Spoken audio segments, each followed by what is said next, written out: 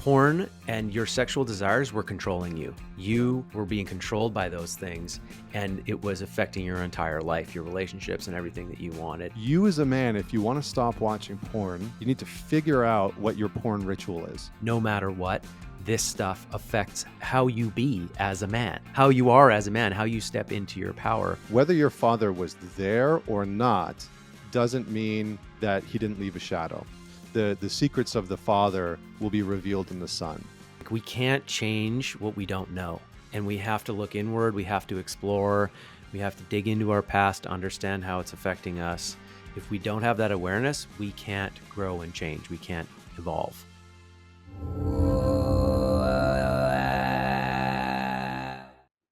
Connor Beaton, welcome back to the Evolving Man podcast. Brother, it's great to have you on the show again. It's good to see you. And I think it's your second time, or is it your third? I was thinking about this the other day. I'm not 100% sure. I know that I was on during the pandemic, Yeah. like right in the heat of it, because we were up in Whistler. So I'm not 100% sure. Yeah, But I think that was the first. Yeah, I think that was the first one. Anyhow, great to have you on again, my friend. For those who don't know Connor, Connor is a speaker, founder of ManTalks. ManTalks is involved with men's work. You do retreats for men. You lead masterminds. You have an online brotherhood called The Alliance. You have a podcast called the ManTalks Podcast. And you are in it. You are in all things men's work. You have a course, a shadow work course that's self-directed that guys can dig into. So you built a whole thing around men's work, and it's working. I think is probably a good way to summarize it. A lot of guys follow you. A lot of guys respect what you have to say and the people that you have on your show, and have observed your continued growth and your continued journey as you've leveled up as a man while being ManTalks founder, as you've gotten married, as you've become a father, and started talking about fatherhood. And yeah, it's just a pleasure to have you on this show. I think there's a lot of men that listen to this show that are into men's work, and you've written a book. You've written a book, and it's coming out at the end of the month, right? We're in January 2022 right now. Is it January 31st is your release date? yeah, we're in 23 right now. Jeez, 2023. I keep writing and saying 2022.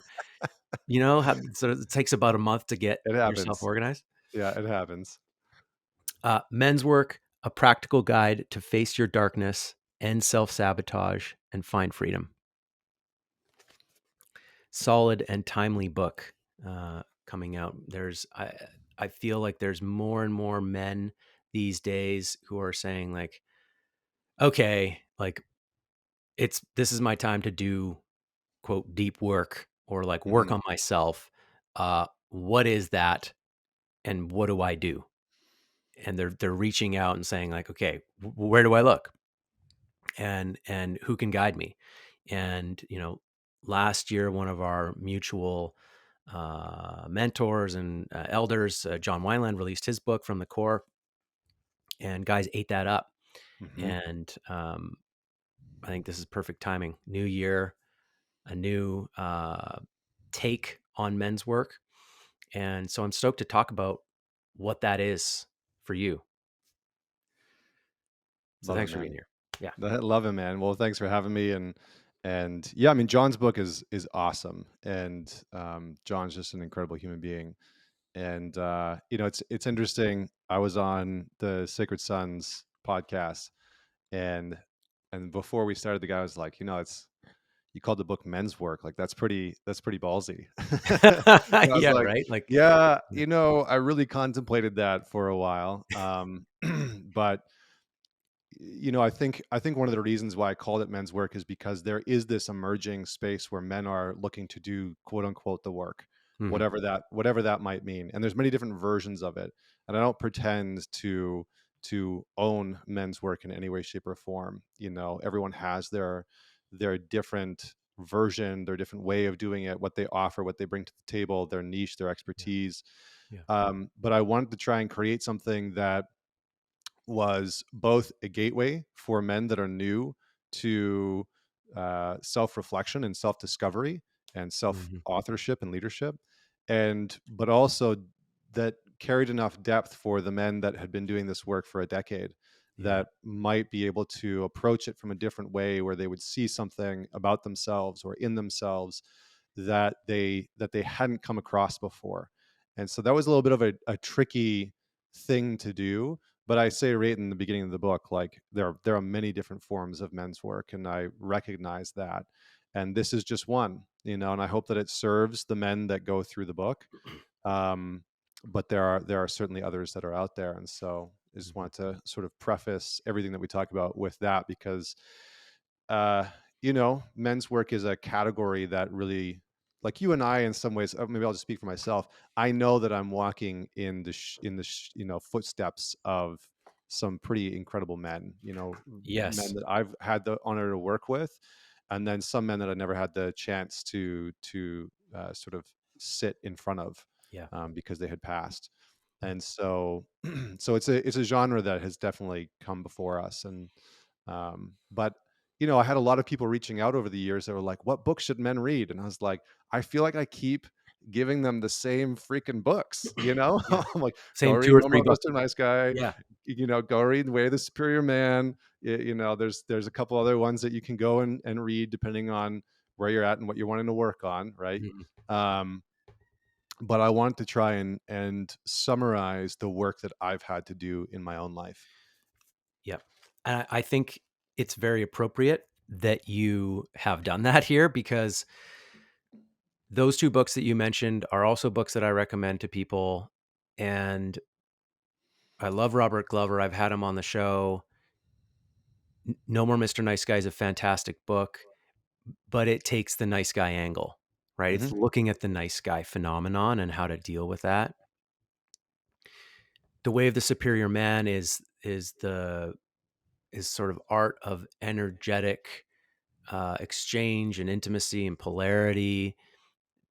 There's tantric elements there, right? Yeah. And it's sort of way out there, you know. Some people read it and they're like, I don't even get this, man. Yeah, And what's this guy saying exactly? yeah, meanwhile, you and I were sitting in these men's circles and we're doing shadow work and we're doing secrets sharing. We're talking about sex. We're talking about porn. There's this like fire. There's this accountability. There's also a softness that holds men when they need to be held. Hmm. And there's this working through of projections and the father wound, the mother wound in some cases, embodiment work. And so, where do you point guys for that book that describes that? Right. Hmm. And that's always been my issue as well, you know? And John's book has been a really good start to that, because he's in a way, he's taken David Data's work and made it, modernized it, made it more understandable and practical. And there's other sort of men's work stuff woven in there. But we need, in a way, we do need this field manual that's like, hey, men's Hmm. work. Yeah. Here's what it is. Here's what you got to do, and Yeah. here's how you can do it. Right. So I appreciate that you've put this down in words. It's like practical and tactical. Yeah. My mission when I set out was, in some ways, like, I wanted it to be the book that every therapist or psychologist or coach that was working with a man would say, you should go read this book. This will give you a good ground or foundation to stand on as you go through this work. It'll give you some of the lingo. It'll give you practical tools, to work on. Because what honestly, like, when I started doing this work, I just couldn't find that for myself. Like, I remember reading No Way of the Superior Man and being like, cool, love this. Like, what do I do with that? you know, Yeah. Yeah. and this is like 10, 12 years ago.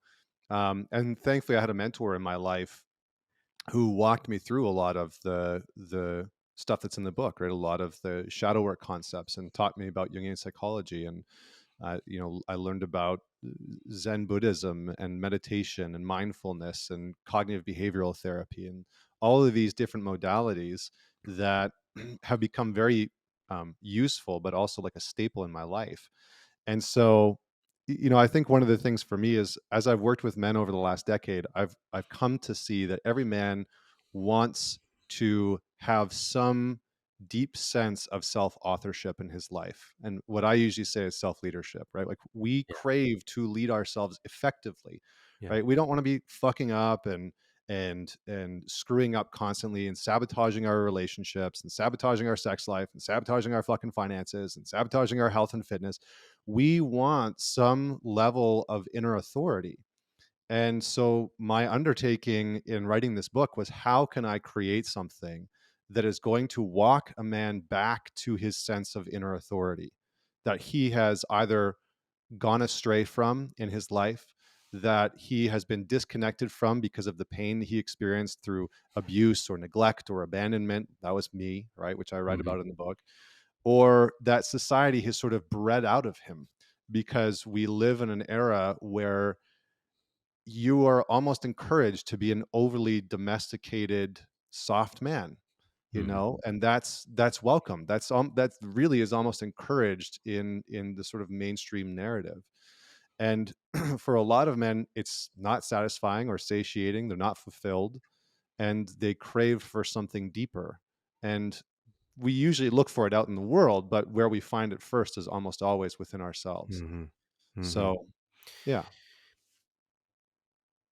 The first part of the book is about through darkness, leading yourself through darkness.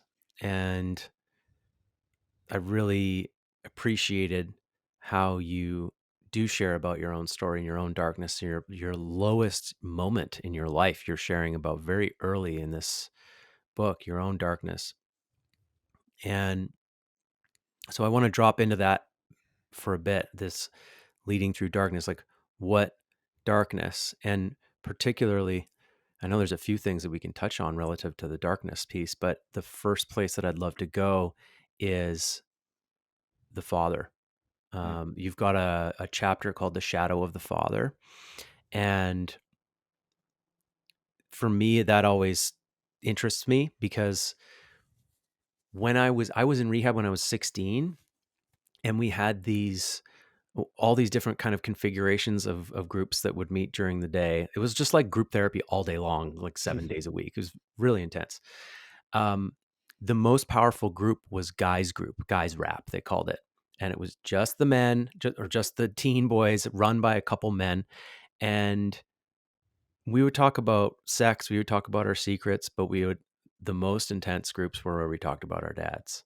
We Mm. would all come out of there, tears in our eyes, at the dinner lineup, just like still crying, because that subject matter was so intense for us. It was so impactful for us. And we were in a particular situation where we had felt, there was abandonment and wounding from the father, but there was also this like great betrayal that we had all failed our fathers because here we were in rehab, right? Mm. So there was a lot of pain there, but that work around dads was so impactful for me. It was also very healing to do that in a circle of men.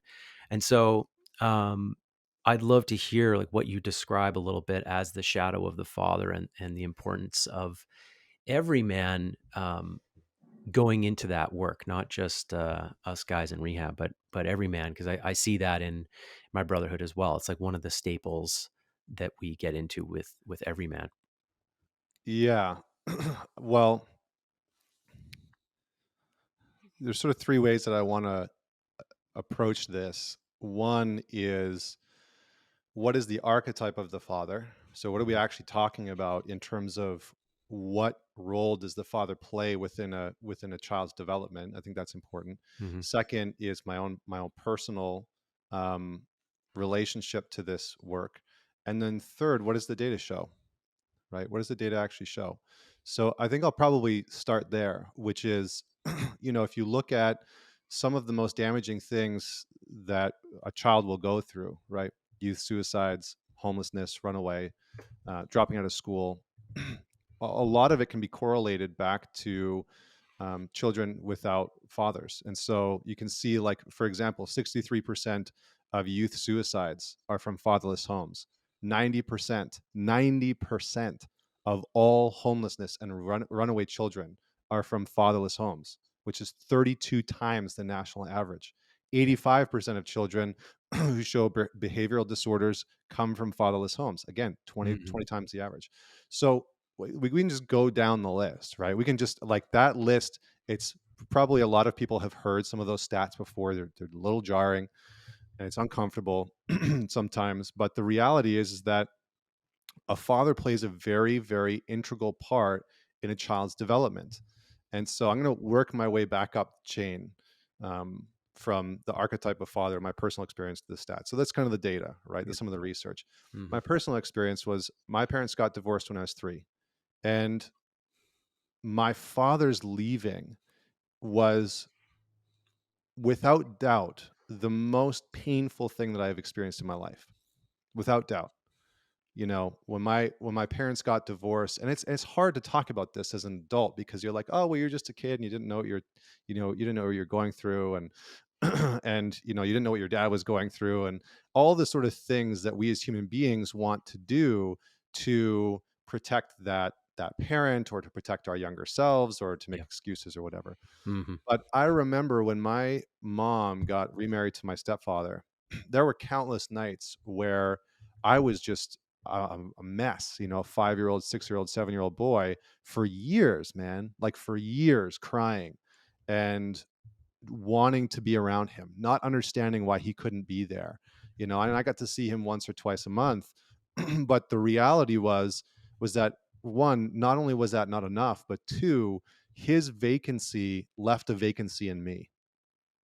It left a vacancy in me that later on in life, unbeknownst to me, I would try and fill with drugs, with women, with porn, with booze, with whatever fucking destructive behavior I could get my hands on, right? Driving 320 kilometers an hour on my motorcycle, on the highway, street racing, stunting, drinking myself into oblivion, etc.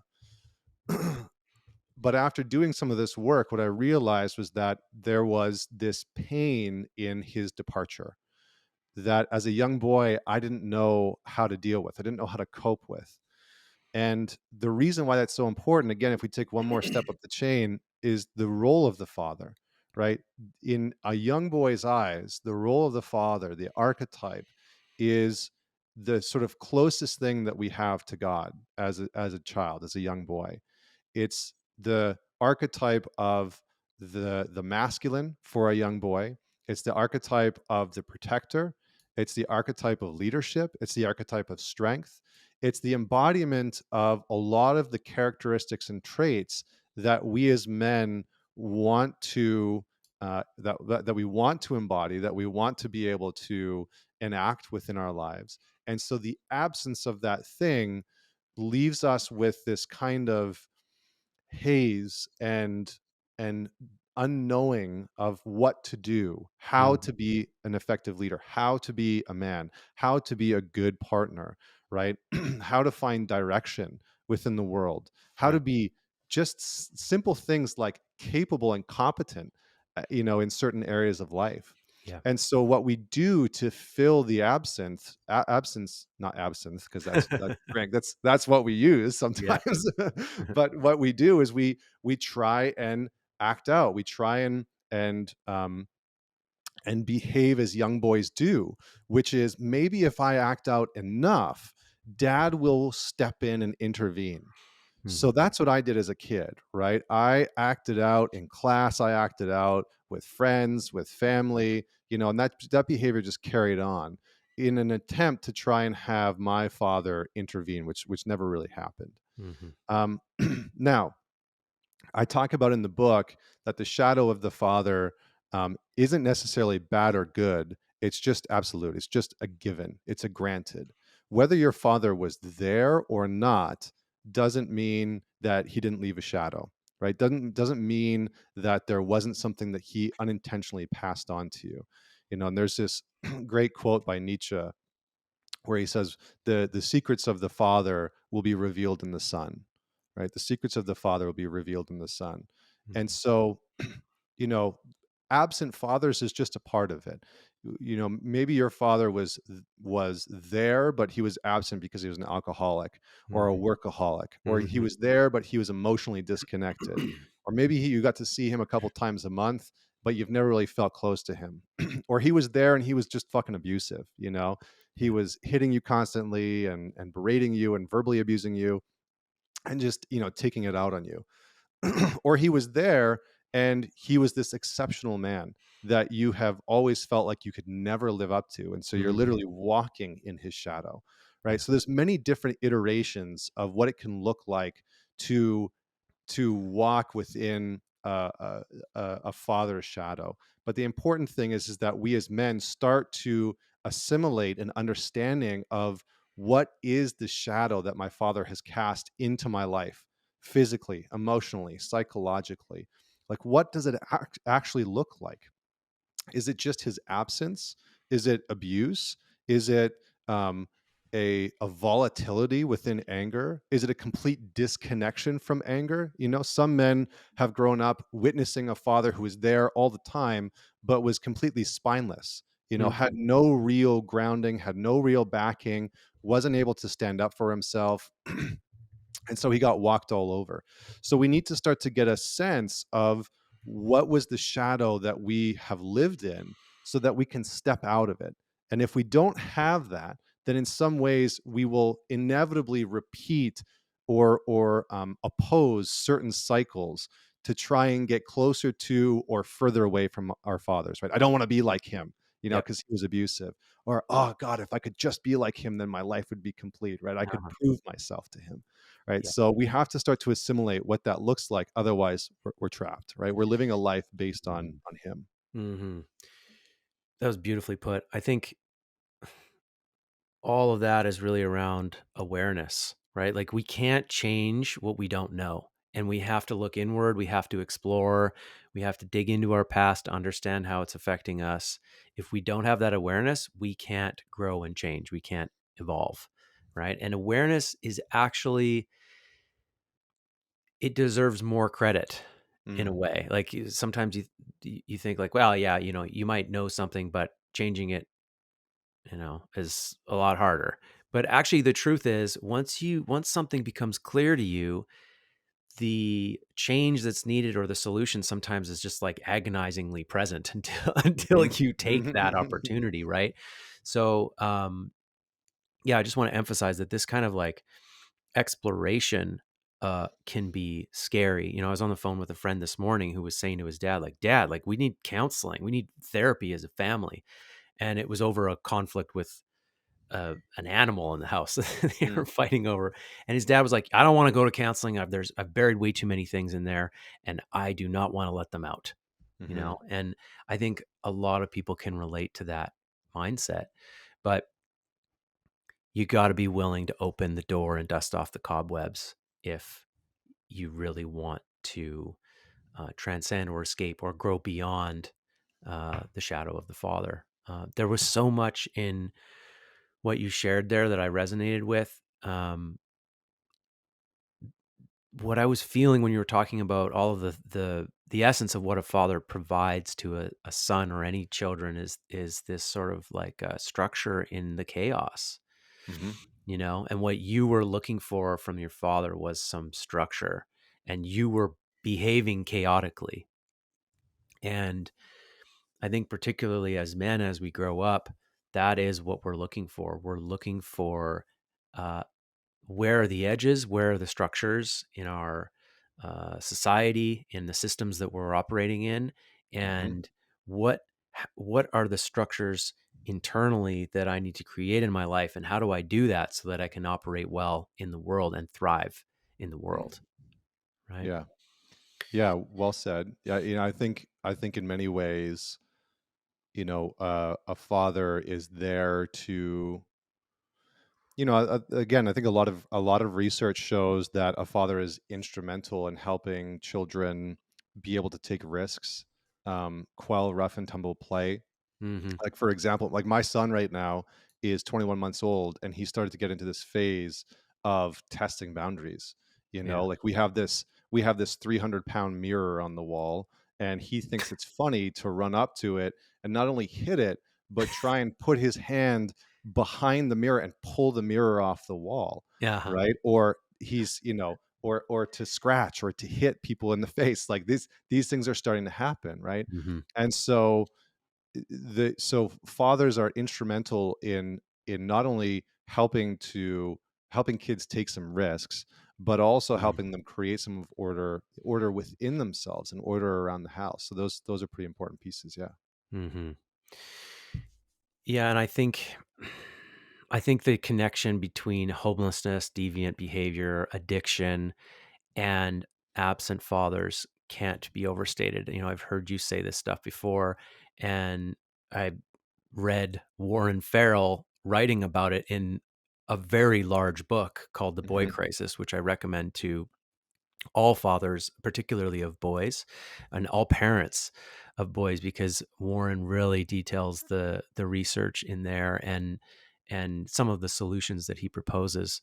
They're really useful. But yeah, the absence of the father is a serious plight that we're dealing with in our society, and in some ways, I feel like our generation and the generation before us did have absent fathers.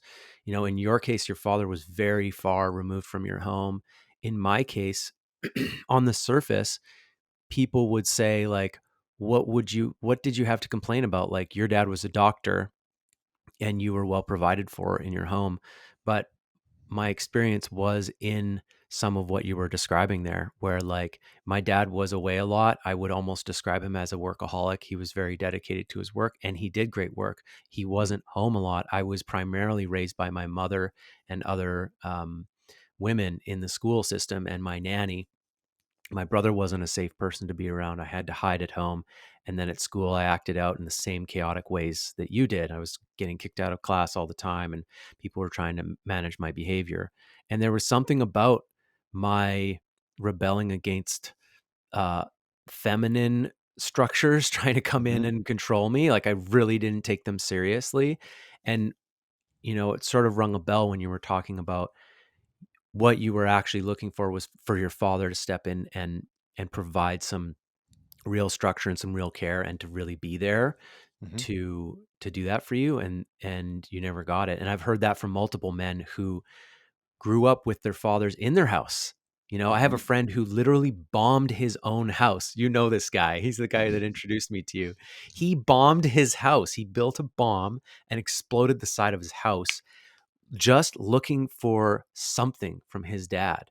Yeah. And his his dad actually took him down the street and had one of the neighbors discipline him and give him a talking to because he didn't know how to do it himself, right? And so, like, I'm describing all of the different ways that, yeah, fathers of previous generations and even current generations are not being present for their sons and giving their sons the structure and the care that they really need. And here we are as adults getting into men's work, and there is something around men are giving each other that thing in a men's group. You know what I Hmm. mean? Yeah, there's a fathering that happens within a men's group, and then Mhm. there's a learning how to father ourselves internally, Yeah. and I want to make one thing clear, like this isn't to blame daddy, that's not effective. It's not to pass blame on our fathers. It doesn't do anything, right? It's to be honest and transparent about what we experience. I also think it's important to note that part of the role of the father is to push the boundaries of how big or small the world is, right? So in a lot of stories, in a lot of myths, the father will leave and come back. The father will go away on a trip and Mhm. then come back. So, you know, we it's not that we need to be in the house all the time. It's not that we need to be around all the time. It's that we need to be, when we are there, present and grounded and embodied, and be able to communicate emotionally and also rationally and logically, and to be able to set order and structure, and and to show that some things have consequences. It sounds like what you're describing within your household in some ways is like, well, you needed protection from your brother, Yeah. and you didn't get that protection, right, Yeah. from your brother. And so it makes sense. You got to act out that way, right? It's like in some ways also it's like I need somebody to step in to protect me. And if they're not going to do it, then I'm gonna act out and run amok and Yep. try and assimilate a way to protect myself. Hmm. And we have all these maladaptive ways of protecting ourselves as kids. That's just the way that it rolls, unfortunately, right? It's like if people don't teach us how to protect ourselves, we figure out how to protect ourselves, but oftentimes in maladaptive ways. I think the last thing that I'll say is, we touched a little bit on addiction. I know that a huge amount of your work is in that field, and I love that you're doing that specifically with men. Hmm. A mentor of mine, Dewey Freeman, talks about how he, talks about how addiction is an attachment issue.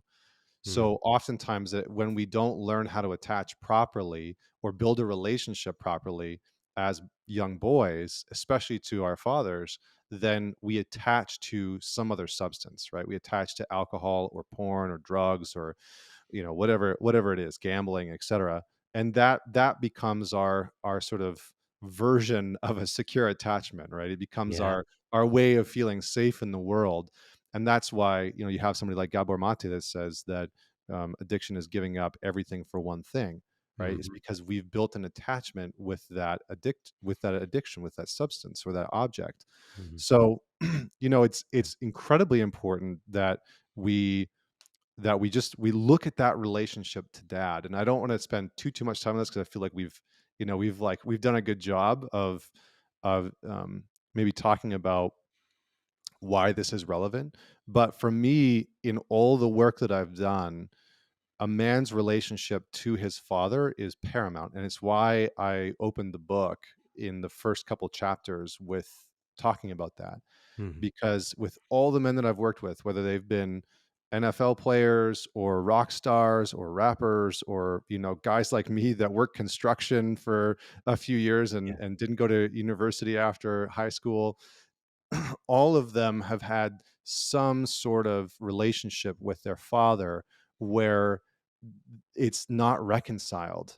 And what they're really dealing with is, I don't know how to be a man in the world when the man that brought me into the world, I have a tumultuous relationship with.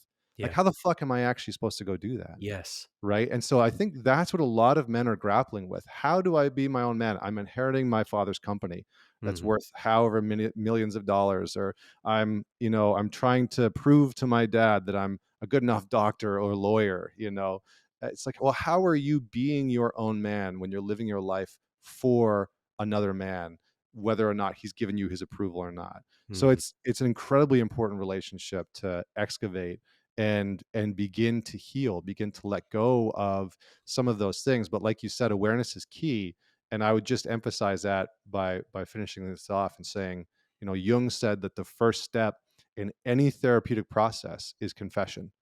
And Hmm. so we have to be willing to see what the truth is of what we're experiencing and admit it, and admit that we have been hurt by our father, or we've been chasing after his affection and attention, or admit that we're really fucking angry at him and we actually don't respect him. We have to confess and admit those things. Otherwise, we cannot work with them at all. Hmm. Like, we just can't go anywhere. Hmm.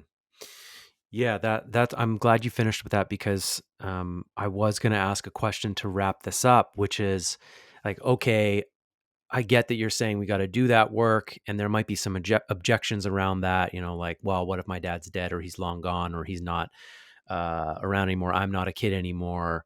What's the use? And I think we've kind of addressed that objection. Like, there is a use because no matter what, this stuff affects how you be as a man. How you are as a man, how you step into your power is very much related to your original experience of power and structure and Hmm. and the masculine figure, right? But the last question I was going to ask was really around like, what do people, how do guys do this work, Connor? Like, where do they go? How do you become aware, and like, where do you confess? What does the work look like from a summarized perspective? Yeah, I mean, a very simple most men already know. Like most men already know. If they're really honest with themselves in the quiet moments at home, when the TV's not on or when they're out walking in nature and they just ask themselves, what is the truth about my relationship with my father? They know. They know what their relationship is to their dad. They know that there's something missing or that they've been chasing after something or that they've never felt close and loved or connected or they've never felt protected or whatever the truth is for that individual man, but they know. And the hard part is admitting that truth that they already know. What I would say to the latter part of your question is you probably need to find some form of men's group, right? Whether that's the brotherhood that you run. I know you guys rebranded it. It's not called Samurai anymore, right? It's called Arca, Arca, ARKA. right? Yeah. Arca or the Alliance or the Nation. I mean, there's tons out there. There's an organization called Everyman. Hmm. Find one that works for you and then stick with it and do the work to talk about your relationship with your father with other men who have gone through that initiation before, that have gone through that transition before. And the reason why we have to do that with other men is it's hard to sort of put this any other way than grief needs to be witnessed, Hmm. period. It just needs to be witnessed. Yep. And you as a man, your unwitnessed grief, your pain, it's like the first sentence in the book is a man's work begins in pain, because your relationship to pain as a man is incredibly important. Do you hide it? Do you try and numb it out? Do you stuff it down? Do you pretend like it's not there? Do you act overly confident to sort of fake like you're not hurting? Your relationship to pain is incredibly important, and so we need to be able to get around other men to have these conversations to learn that it's safe for us to be honest Hmm. around other men, to be transparent, to be real, to be vulnerable, Hmm. right? And to not have that, whether it's our perceived weaknesses or vulnerabilities or our grief or our sadness or whatever it is, be criticized or judged or whatever, what have you, because that's what we're used to, right? Hmm.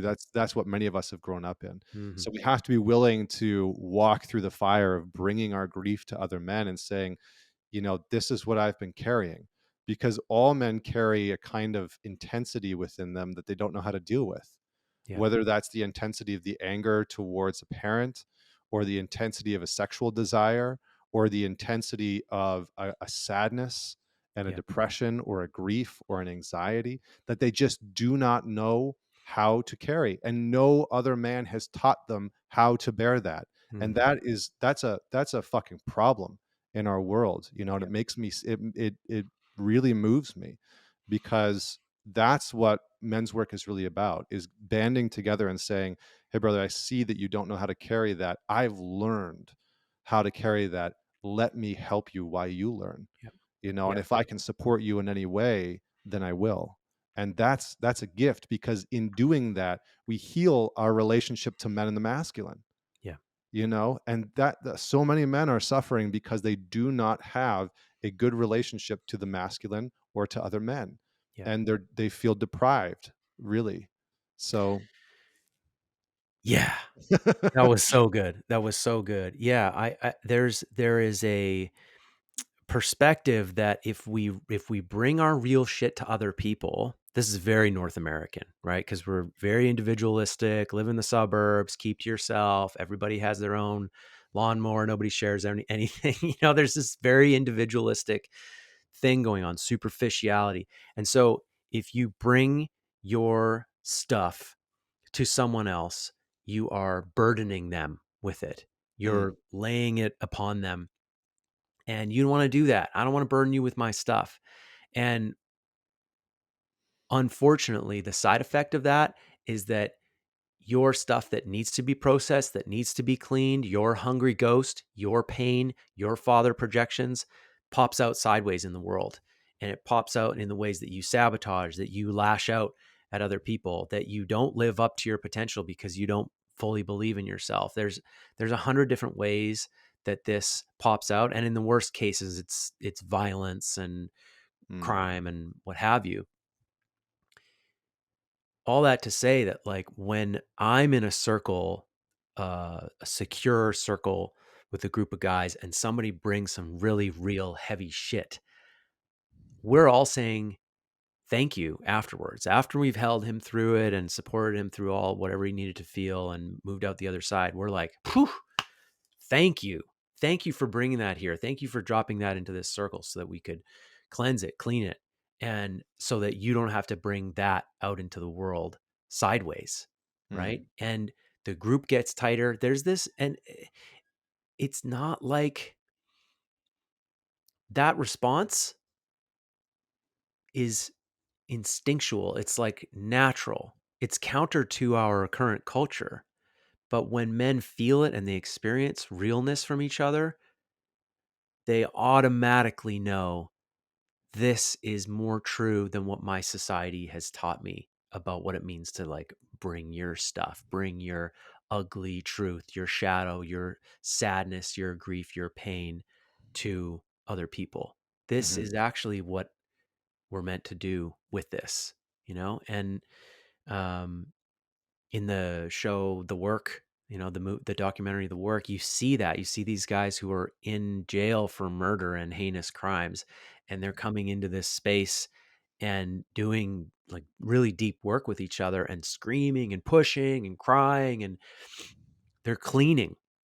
They're cleaning together, and they all kind of instinctually know what they're doing in there, and that they're going to walk out of there lighter, more integrated, more aware, more um I don't know if enlightened is the right word, but definitely more aware of themselves and more secure in who they are, less projections happening, mm. onto other people, and carrying less of those wounds. They've, like, left some of it there. So yeah, I just want to mirror what you were sharing there about, like, find a space where you can come in and bring that, and know that the part of your mind that is like, oh no, I shouldn't bring this to people, like, it's not worth the energy, or nobody wants to hear my pain. No, that's not true. There Yeah. are guys that want to support you and hold you in whatever you're going through, so that you can be a better man in the world. Yeah, I mean, it's interesting, like, in the book, I talk about something that I call the myth of male suppression, which is that we and I don't entire I mean, I have some guesses of where this has come from, but in male culture, we've bought into this notion that there's strength in suppression. So that if you are a man who is feeling something or experiencing something that you don't want to experience, then you're stronger for just shoving it down. Mm-hmm. It's like, oh, you're angry, ignore that. Oh, you're sad, push that down. Oh, you're feeling anxious, light a joint. Like, fucking get that shit away from you. Yeah. Yeah. And that uh, if you read any psychological literature, if you read any spiritual literature, what you will find is everybody yelling at the top of their lungs saying, don't, whatever you do, don't do that. Yeah. Just don't push it down, Yeah. because when you do that, you actually create more of it. Yeah. And it creates more of a challenge within you, more of a problem within you. Mm-hmm. So and that is what creates the shadow, right? That's what creates the shadow. So the more that we suppress our anger, our sadness, our fears, our frustrations, our desires, our wants, the more that we push those things down, it doesn't actually make us stronger. It actually weakens us and emboldens our shadow. So it Mm-hmm. actually emboldens the part of us that is wanting to sabotage, that Yeah. is designed to get in the way of our lives, right? Jung said that the shadow creates an unconscious snag that thwarts our most well-meaning intentions. And Mm-hmm. so it literally it's like literally writing a death sentence for our goals, and our aims. So suppression is not a strength, right? Pushing those things down, ignoring what we're going through, ignoring where we're unhappy, ignoring what isn't working for us and the boundaries that we aren't setting, and ignoring our desires and our needs, those things are literally crushing us. And so our work is to start to move in the direction of owning what those things are, admitting when we're angry, right? How many times I remember in my past, where I'd be in a conflict or an argument with a partner, and she'd be like, "You're like, why are you so upset?" And I'm like, "I'm not angry. You're Yeah, angry, yeah, right? yeah, I'm yeah, not yeah, upset. You're upset, right?" So it's like, but so ownership over it's like, yeah, you know what? I am angry, and maybe I'm not yeah, in the seat of not control, but I'm not captaining this anger in a healthy way. So I need to pause yeah, right now. yeah. But so we need to be able to reject this notion that there's strength in suppression, because it fundamentally doesn't work. And so many men have bought into this idea to such a degree that they think that the only way that things can change is when they hit a rock bottom, and Mhm. that's why I started the book the way that I started it, with my story living out of the back of my car in what I called Chateau Walmart, right? Because I had done that. I had suppressed to such a degree for such a long time everything that I felt, everything that I wanted, that it led me to this place of rock bottom, because I just fundamentally believed I can't change and nothing in my life will change until I just fucking blow it all up, until I bottom out, and then maybe I'll have a chance. And Mhm. I'm shocked at how many men have bought into that same notion. Nothing will change until I hit Yeah, bottom. yeah. Yeah, very well said. I think if I could loop in addiction and um, the 12 steps, because you're talking about rock Mhm. bottom, and they say like an addict will only clean up until once they hit rock bottom. But if you read what's called the 12 by 12, it's this like longer description of the 12 steps. In the first step, they address this issue where, like, yeah, does everybody have to end up in Chateau Walmart, basically on the street, lost everything, uh, or is there an alternative? And what they talk about is that it's actually possible to raise someone's bottom so that it hits them in the face, and you can do that. It happens via awareness. It happens via waking up to the reality of your life and seeing how bad things are, because that's Mm. essentially what happened for you. It was like, yeah, you were backed into a corner, and like you either had to like die or change your life. But that was an awareness and something that was very real for you in the moment that made you take those actions. And so if a guy has sufficient awareness and an opening to wanting to wake up, that is really all a guy needs. And then he needs to pick up the tools, take the course, join the men's group, and start doing the work. You don't Mhm. have to be at rock bottom in your life to change, but you do need to be willing to look. You need to be willing to wake up. You need to be willing to be wrong about yourself, how you see the world. You maybe need to be wrong about how you're a victim of it all and Mhm. how you might be creating some of your own reality unconsciously. And that requires um, just stepping in, opening the book, buying Connor's book. Right. So, Insert plug here, yeah. yeah, yeah. Insert plug. We really dug well into the shadow of the father, and we've killed like 40 minutes on that. That was solid. So I think we're only going to get through two topics on this entire show, man. But I really wanted to talk to you about infidelity and porn. That's another chapter in your book, and it's not something I've talked about very much on this show. And it's, you're one of the guys I would want to have on to talk about this because Why is you, that, Ben? let's just say you have dug into the subject matter a lot, and I think you've worked a lot around this. So I'd like to hear what you have to say about infidelity and its connection with porn, and how you see porn, and what men need to watch out for in this space. Yeah, well, I mean, the infidelity one is a big one. The porn one's a big one. I'll do what I can. I think, just so that everybody knows, like I talk about it in the book, but I mean, I cheated in pretty much every relationship that I was in, and so infidelity was a really big challenge for me because I had, um, in a lot of ways, I had put a lot of my validation onto who I was sexually. And so getting women's attention was a huge thing for me. And it's where I got a lot of a validation. It's where I got a lot of confidence. It's where I got a lot of self worth from. And it became something that was exciting.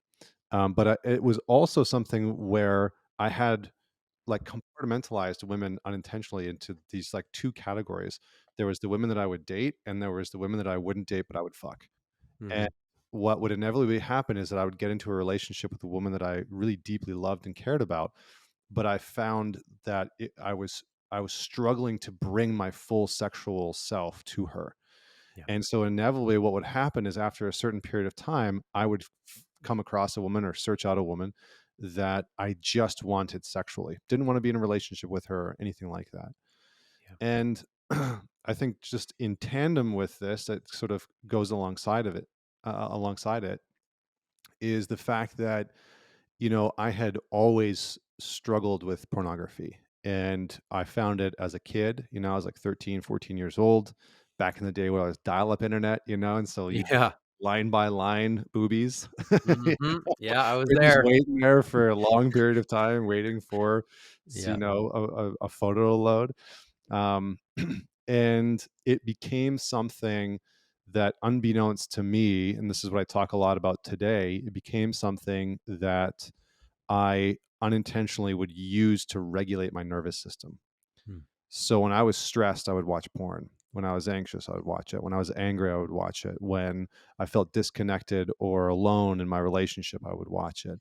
Mm. And so it became something that when I was feeling something I didn't want to feel, that's what I would go and do. Even if it was good stuff, right? It's like, oh, I want to celebrate. I should go jerk off and watch porn.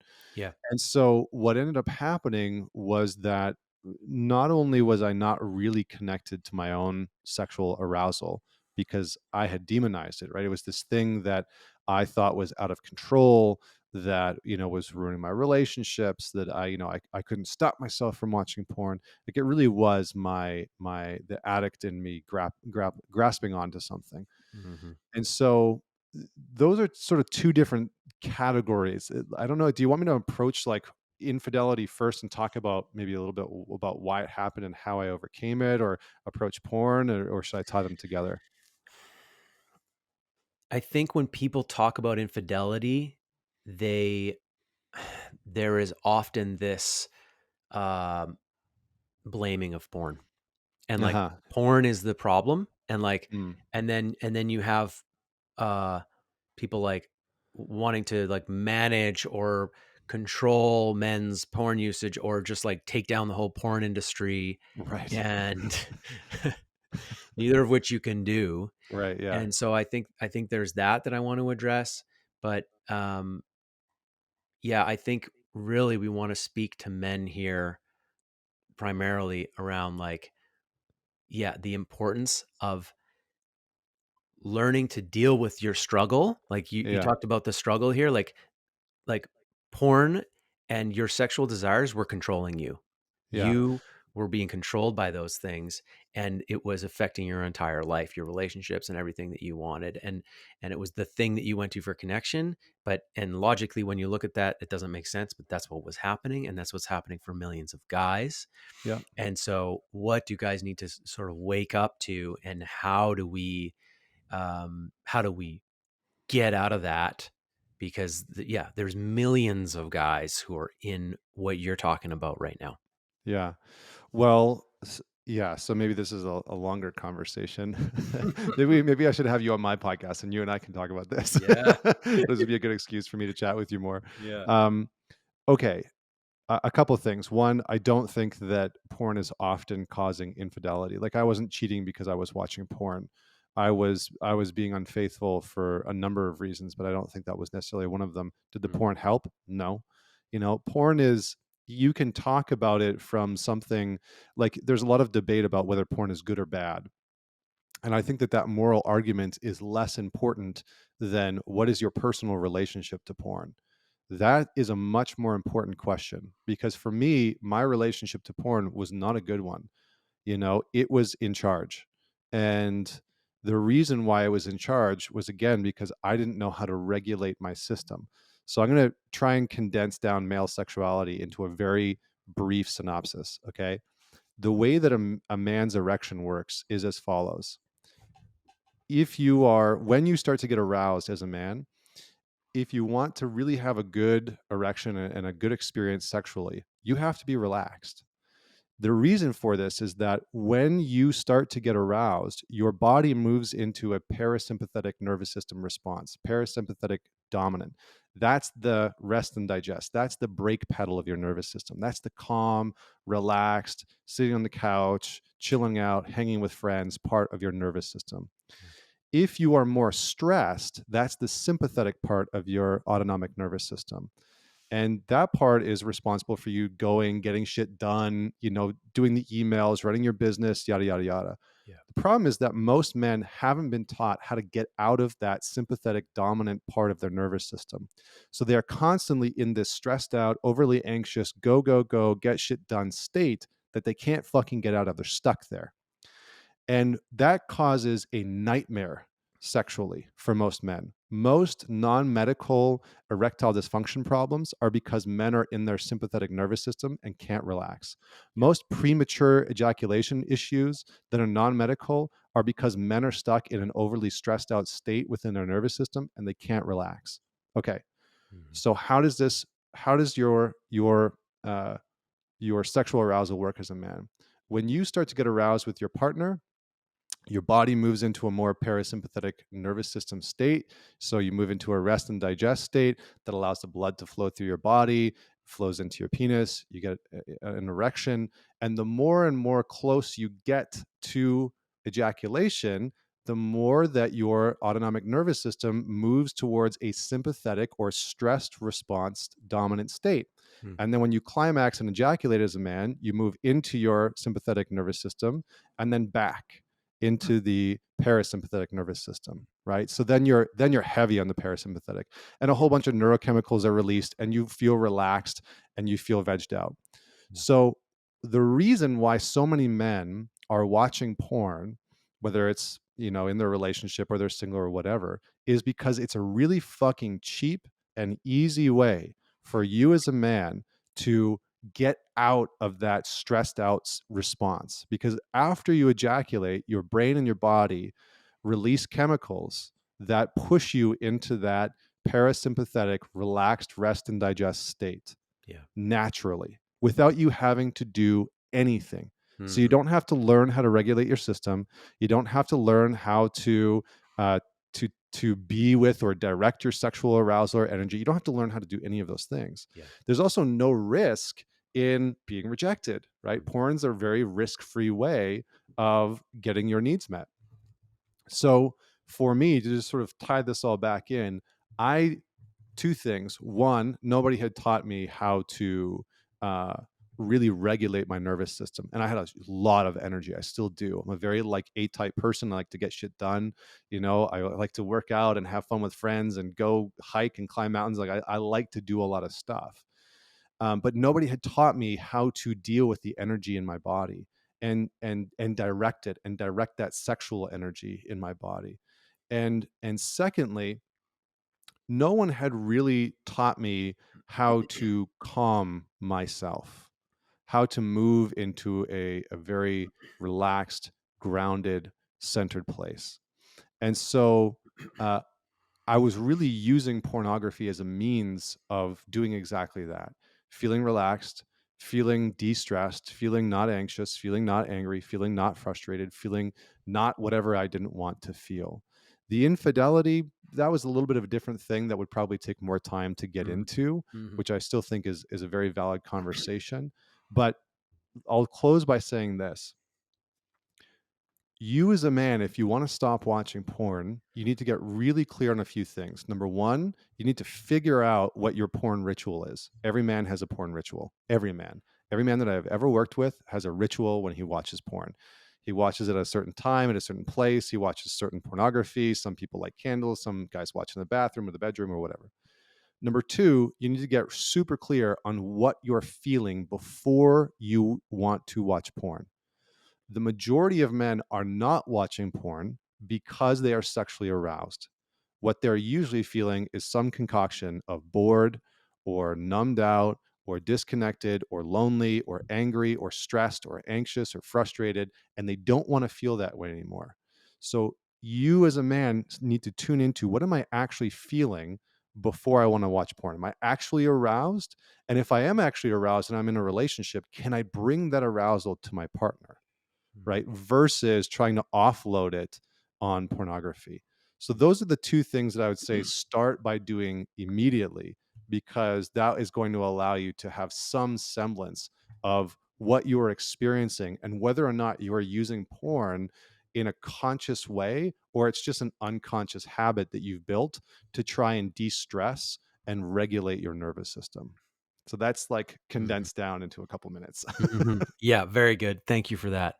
Um, I loved the word cheap, like how it's this very quick, it's like the high fructose corn syrup of sexual gratification, like, yeah, it can be problematic. I mean, I don't think that stuff would hurt you in very small quantities. Maybe it's not a perfect analogy, but like, um, if you're going to it all the time, uh, you are putting yourself in the passenger seat and Yeah. in your life and in terms of regulating your nervous system, uh, and you get to be the passenger instead of the driver, right? And so in your case, it's like porn is driving you. So, or was. So for guys who this resonated with and who this sort of piqued some interest, if you're wondering like, okay, well, but yeah, what should I do about this? Like, I always advocate having support when you're going to try to do something hard in your life, particularly that involves like taking away some part of your routine. Because those things are very stubborn. Our routines and Mhm. our rituals, like it's very hard to get in there as a counselor, as a coach, like trying to get a guy to change those things. It's very stubborn, right? And where I saw guys make some progress in this is accountability groups, men's groups. One of the first men's work type things I ever did was I had an accountability buddy, a guy that we went back and forth for 30 days checking in on no porn, no masturbation, no alcohol challenge with each other. And Mhm. we also had to do like 3 minutes of handstands a day. And we were like checking in, holding each other accountable. And if one of us broke, he had to restart, and we would both restart, and we would sort of, that was useful for us because I knew that he was depending on me and I was depending on him, right? So for guys who are interested in this or thinking like, oh yeah, well maybe porn is running my life, the best thing I can say is the way you're going to know whether it is or not is quit and check your withdrawal Try symptoms, stopping. Yeah. right? Run Try an experiment. stopping. Yeah. Yeah, I mean, I think I put like 5 or 6 steps in the book that you can do to stop watching it, and they're the things that I legitimately did. Mhm. Um, but yeah, don't I mean, definitely do those things in tandem with an accountability partner. Yeah. That's going to just 10x your results, because you're gonna be doing it with somebody and you can say, "Ah, I fucked up today," or like, "Oh man, I really wanna go watch porn right now." Like, Mhm. you're like, what can I do instead? Or like, will you get on the phone with me? Or, talk me down. Yeah. Because then you have somebody in tandem there. I think that's super important. Yeah, and that dispels some of the shame. It deals with some of the shame around this. Like, I think this is kind of a silent struggle for a lot of guys, and they don't realize that, like, most of the rest of the world is or has struggled with this at some point in modern times. And, having guys talk to each other about this stuff is like, it's just so key for breaking through because the shame just keeps it in the shadows, keeps it in the dark. So I want to be conscious of time. Thank you for dropping in on that subject with me. You're right about infidelity. I think it's like an entire conversation, and it is something I'm very curious about. So, for folks listening to this, if you're interested in hearing about that, drop a comment on this video or send a message to me or Connor via our Instagram channels and just tell us that, yeah, you're waiting for that conversation, because I like getting that kind of feedback from listeners and from watchers about what you want to hear, what subject matter you want to hear on the show. And also, fatherhood is something that you and I, Connor, have talked about Mm, getting into at some point, because you're a dad, I'm a new dad, and there's a lot that we're learning. And I'm already trying to pave the way and just support the dads behind me who are mm, coming, yeah, and there's already a few in the circle. And so I want to keep sharing what I'm learning about fatherhood too, because that's a whole new journey. So let's chat again. awesome, brother. Thanks for having me. Thanks, Connor, for being here, man. Again, folks, the book Men's Work, A Practical Guide to Face Your Darkness, End Self-Sabotage, and Find Freedom. This book is out on January 31st, 2023. And I think people should pre-order this book. I pre-ordered it as soon as you announced it. I know that pre-ordering books actually really kind of helps the algorithms that be out there. And if you pre-order it now, you're going to get it within a month. So, and you're supporting Connor's work by pre-ordering. There's something around pre-ordering if it just helps, folks. So if you want this book, get it now and make it a book that you study with your men's circle, and share it with your friends. Share this podcast with your friends. If you want more from Connor, he's got the ManTalks podcast. He's got mantalks.ca. .com. .com. Big leagues, baby. Big leagues. And a whole host of support that's out there for guys through Connor's work. If this guy's words are resonating with you, including the Alliance, which is an online brotherhood, which I've heard very good things about. So thanks again for this conversation, for taking the time out of dad life. And yeah, I appreciate you, brother. Always. Thank you, sir. All the best.